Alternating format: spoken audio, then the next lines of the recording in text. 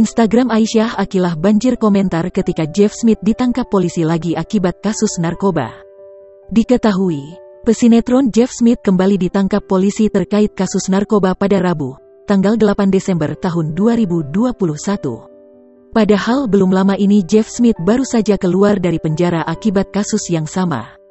Direktur Reserse Narkoba Polda Metro Jaya Kombes Pol Mukti Juharsa pun membenarkan artis inisial JS yang ditangkap pihaknya adalah artis peran Jeff Smith.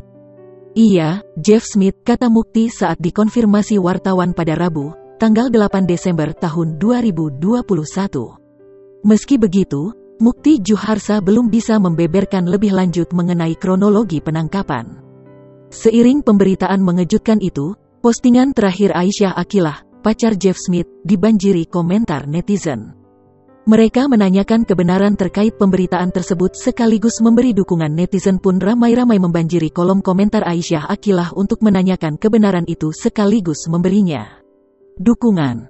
Serius Jeff ketangkep LG? Tanya pemilik akun @yogetme. Syah kamu kuat ya? Ujar akun @siski_. Ya Allah kil sabar ya, komen akun @hani_herdita.